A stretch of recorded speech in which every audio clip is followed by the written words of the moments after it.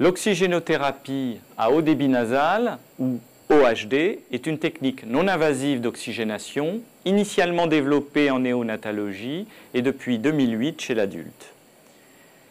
Ses caractéristiques physiologiques liées à l'humidification, au réchauffement des gaz inhalés et surtout au haut débit nasal font d'elle une alternative intéressante aux autres techniques d'oxygénation dans la prise en charge de l'insuffisance respiratoire aiguë hypoxémique de l'adulte.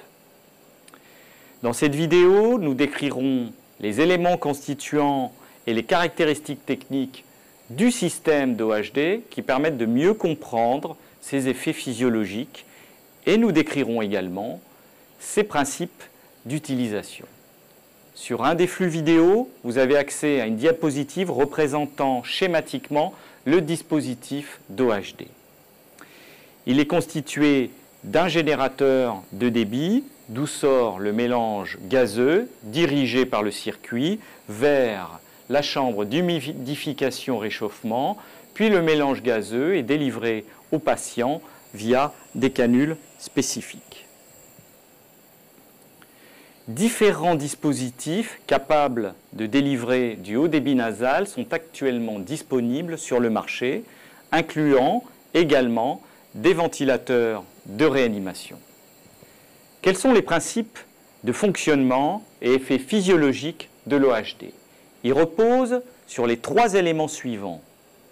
En premier, le générateur de débit associé à un mélangeur air-oxygène capable de générer un débit de gaz de 10 à 70 litres minute et une FiO2 de 21% à 100%. Ce dispositif permet de couvrir le débit inspiratoire de pointe des patients en détresse respiratoire aiguë et de contrôler de manière fiable et continue la FiO2 délivrée au cours de l'inspiration. En effet, le débit inspiratoire de pointe généré par le patient en détresse respiratoire aiguë est en moyenne de 35 litres minute, mais peut être bien supérieur et atteindre 120 litres minute.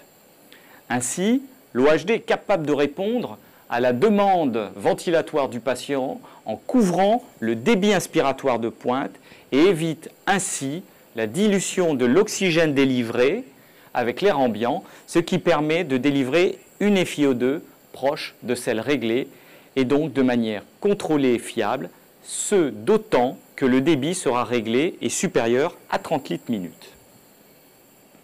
Le deuxième effet du haut débit nasal est l'effet lavage espace-mort, c'est-à-dire que le débit de gaz insufflé rince le gaz carbonique expiré des voies aériennes supérieures et ainsi permet de diminuer l'espace-mort anatomique et la réinhalation du gaz carbonique en augmentant parallèlement la concentration d'oxygène dans les voies aériennes supérieures de manière proportionnelle au débit de gaz insufflé. Enfin, le haut débit nasal va générer une pression positive dans les voies aériennes supérieures de l'ordre de 1 à 3 cm d'eau, réalisant ainsi un effet PEP. Cependant, cet effet PEP tend à disparaître lorsque le patient ouvre la bouche.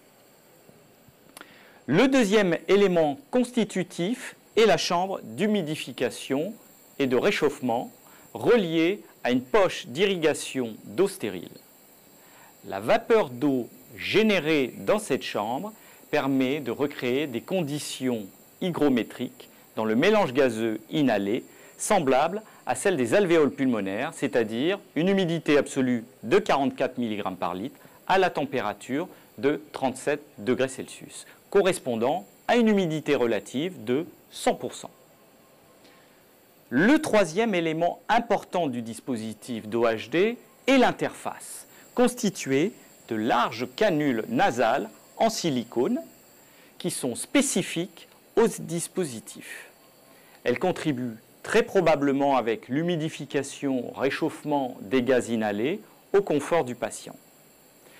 Tous ces effets physiologiques, couverture du débit inspiratoire de pointe, lavage de l'espace mort et pression expiratoire positive contribuent à diminuer le travail respiratoire en diminuant la fréquence respiratoire et l'effort des muscles inspiratoires, et ce de manière proportionnelle au débit de gaz. Les indications de l'OHD n'ont pas encore fait l'objet d'un consensus. Un essai multicentrique contrôlé randomisé, l'étude Florali, a montré l'intérêt de l'OHD par rapport à la ventilation non invasive et l'oxygène conventionnel dans la prise en charge des patients ayant une insuffisance respiratoire aiguë hypoxémique. Dans cette étude, les patients traités par OHD avaient une mortalité moindre, expliquée par un taux d'intubation abaissé chez les patients les plus sévères. Des travaux en cours permettront de préciser la place de l'OHD dans l'insuffisance respiratoire hypercapnique ou encore dans la prévention de la détresse respiratoire post-extubation. Enfin, l'OHD en réanimation pourrait être utilisé pour les gestes endoscopiques tels que fibroscopie bronchique ou digestive.